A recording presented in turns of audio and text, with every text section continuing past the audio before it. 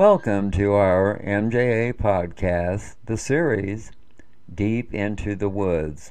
My name is Mark. I am your host for tonight's podcast.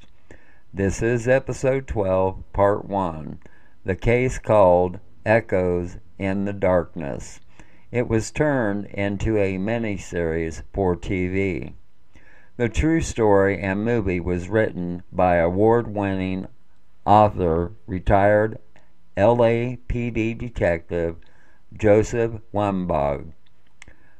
Wembog received an associate's degree from Chappie College and joined the Los Angeles Police Department in 1960. Joseph Wembog is a best-selling American writer known for his fictional and non-fictional accounts of police work in the United States. Several of his first novels were set in Los Angeles, California, and its surroundings, and featured Los Angeles police officers. Joseph Wembog also wrote several other books, and some were made for TV. Those titles are: Wembog's perspective on police work led to his first novel, The New Centurions, The Blue Knight, The Choir Boys, Police Story, The Black Marble, True Crime, The Onion Fields, The Glitter Dome, The Delta Star, Lines and Shadows, and The Blooding. Echoes in the Dark is a true murder case in Philadelphia in 1979.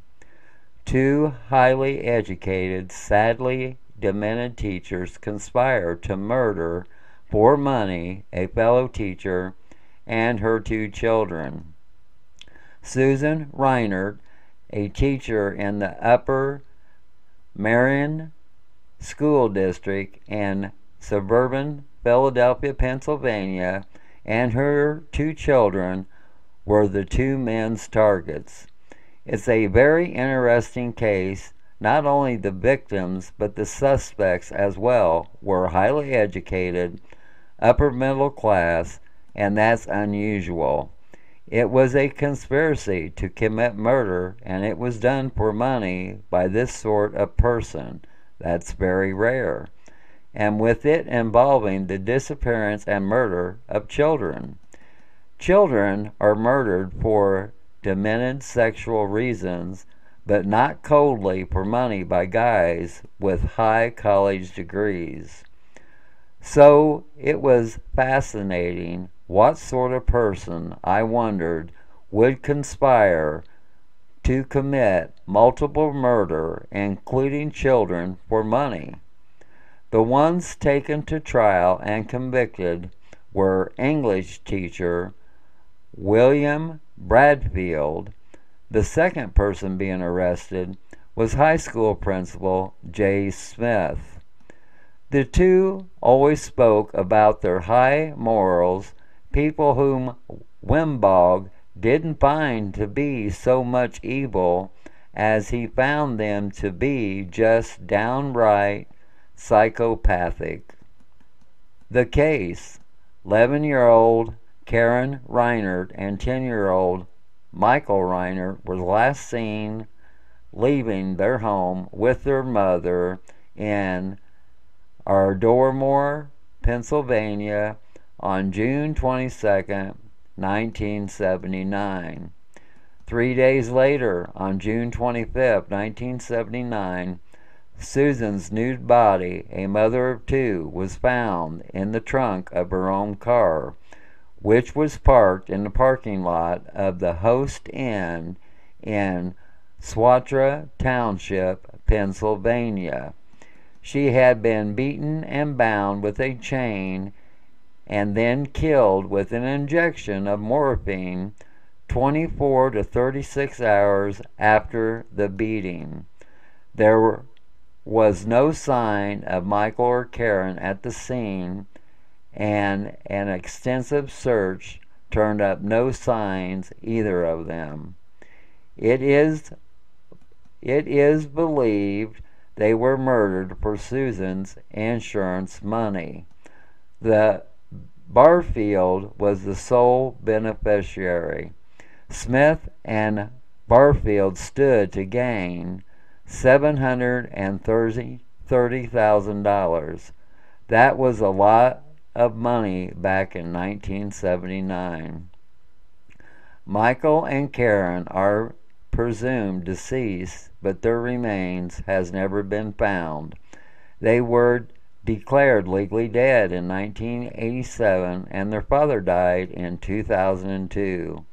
Authorities discovered a photo of what appears to be a grave and are trying to identify the location of where it was taken. They believe the children may be buried there. Sand samples taken from Susan's feet suggest her murder could have taken place at the New Jersey shore. The weekend Susan was killed, one of the men convicted of her murder was known to have gone to Cape May, New Jersey. But if you look at the vegetation, it is said there is a 12-inch tall stone marker located on a Vermont mountain road which marks where the two children are buried. The type of vegetation wouldn't be in Cape May, New Jersey. Extensive searches have been made to find the stone, but nothing has turned up. Two men were convicted of the murders of the Reinert family. One of them, William Sidney Bill Bradfield, was Susan's boyfriend, and he died in prison. The trials revealed Bradfield's manipulative powers and his ability to juggle women. While supposedly engaged to Reinert, he lived with another teacher, dated a former student, and planned to spend the summer with yet another girlfriend. Bradfield's harem is what the other teachers called them. The other, Dr. J. Charles Smith, principal of the school where Susan taught, was released when his conviction was overturned because of allegedly concealing evidence by the prosecution. The life story of Mr. Smith, the one-time principal of Upper Marion Area High School in King, Prussia, Pennsylvania, was a convoluted one. He earned a reputation for talking lasting hours over the school public address system. He was convicted of firearms violations and the robbery of a Sears store. Take a murder in the privileged classes and add a vulnerable woman or two, a child maybe, a dose of kinky sex, and out of the monster comes a rush of shiny new books perpetrating to eliminate the dark currents that flow within us all.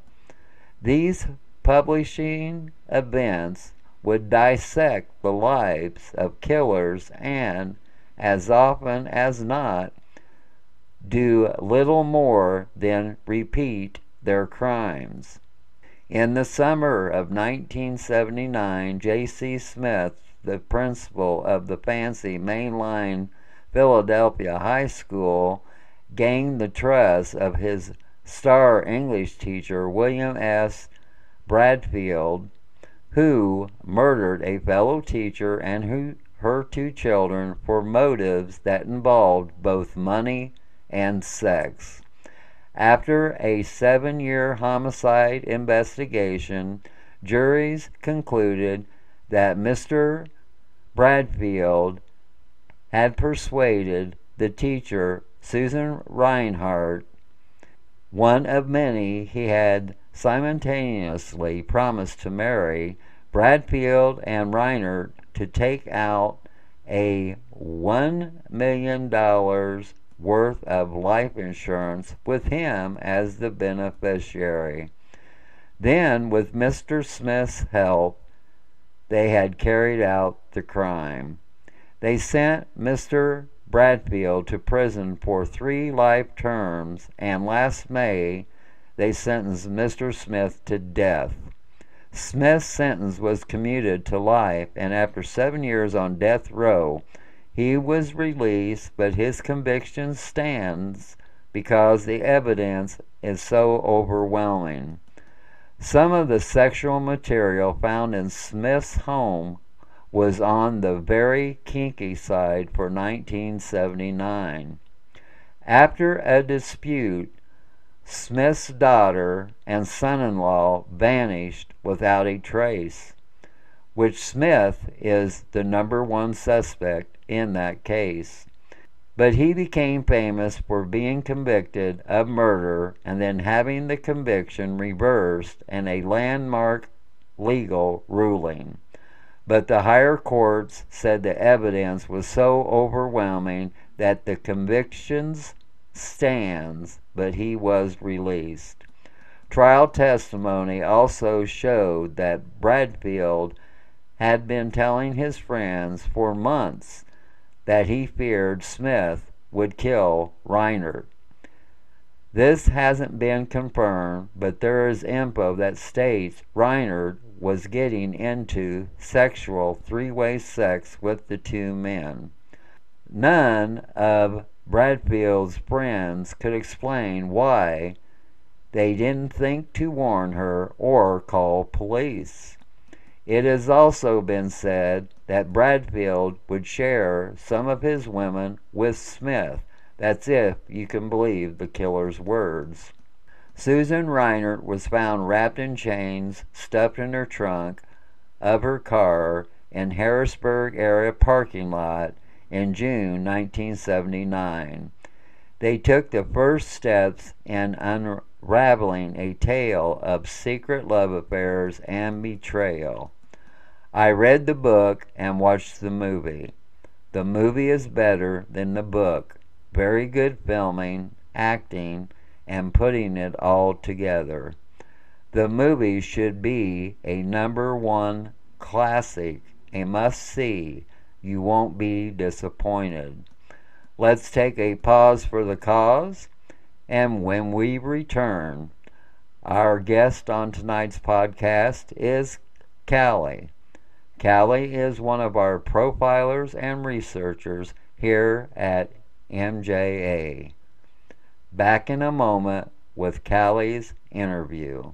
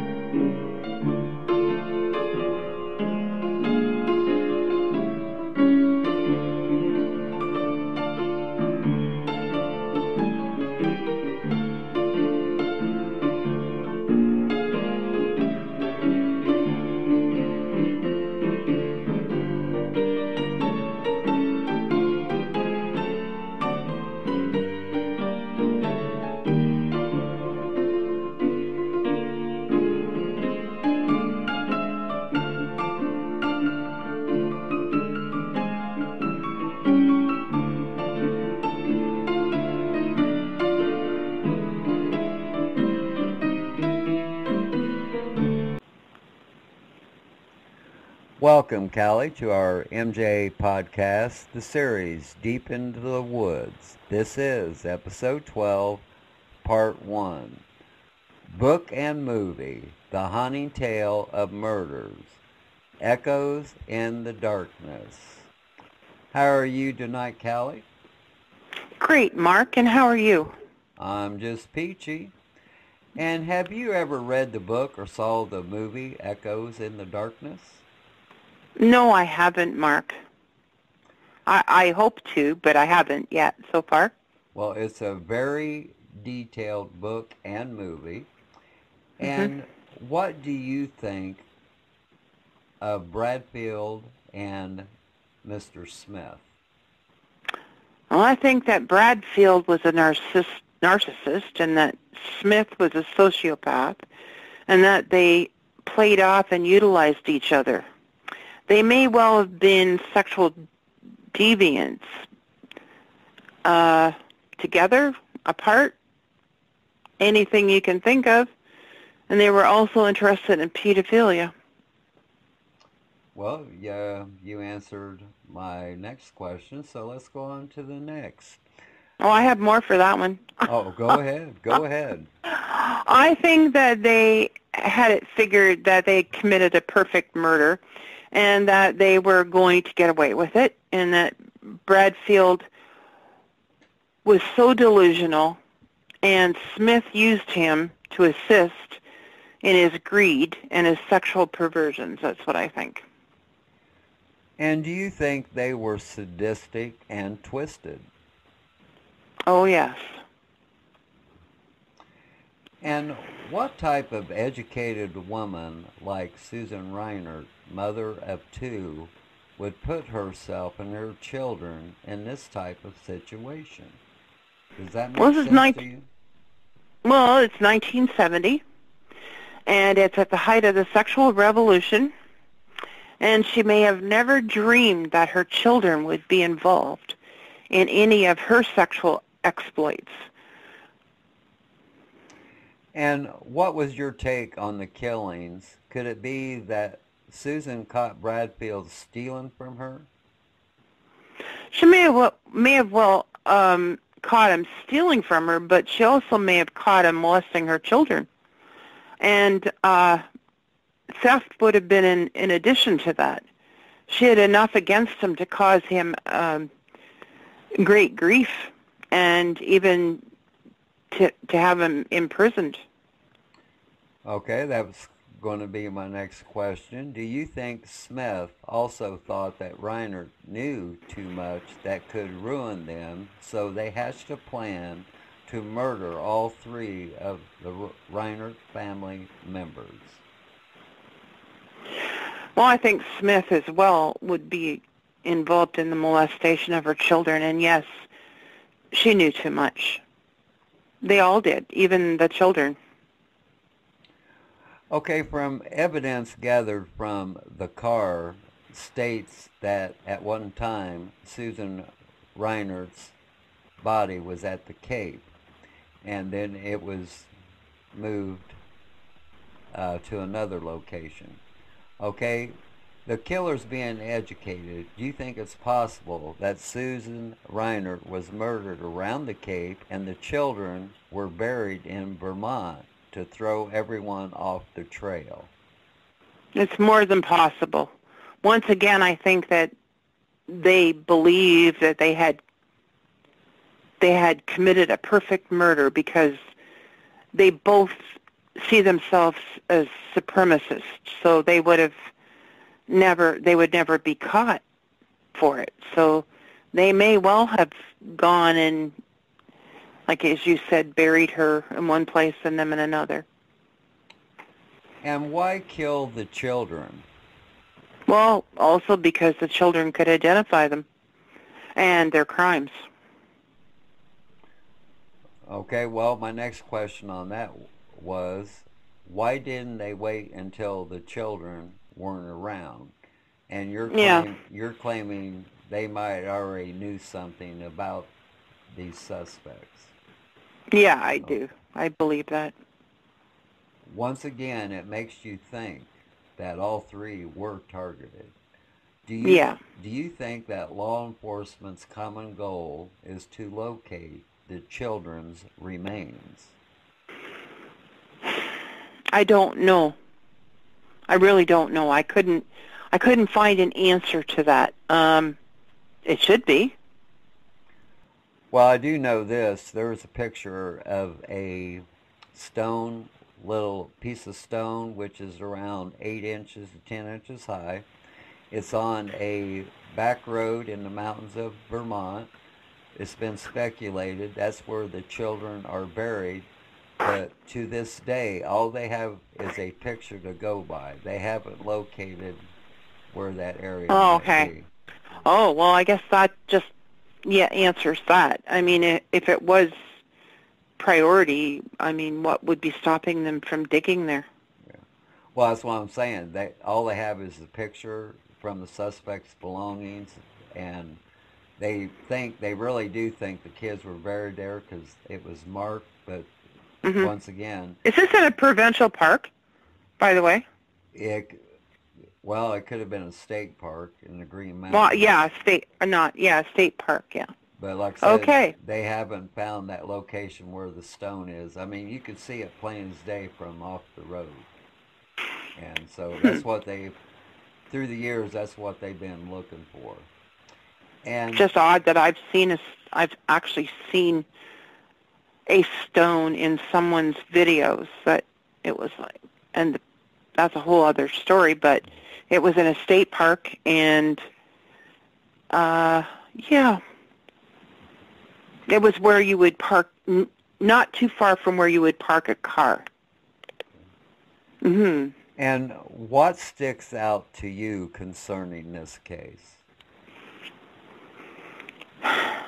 Well, it's the lack of resolve. Like there's no, I don't know. It's like an open. Personally, I feel Pennsylvania is a hotbed for these type of people, educated or otherwise. That's what I think. Okay. And is there anything you would like to add about the case? No, not really. I believe the FBI should be on it. I believe that if they aren't already, yeah, there's a whole lot to investigate in Pennsylvania. Thanks, Kelly, for being on tonight's podcast, and we look forward to hearing from you again. And to our listeners, I recommend that you read the book and see the movie called Echoes in the Darkness by Joseph Wimbaugh. He's a 20-year veteran of the LA Police Department. He's a well-known advocate and author. Before we sign off, I have a quote I would like to share. You can decorate absence however you want, but you're still going to feel what's missing. Always remember, folks, if you ever get bored with nothing to do, take a walk deep into the woods. You might be surprised what you might find. That's the end of tonight's podcast. My name is Mark. Thanks to our guest, Callie, and good night from Plattsburgh, New York.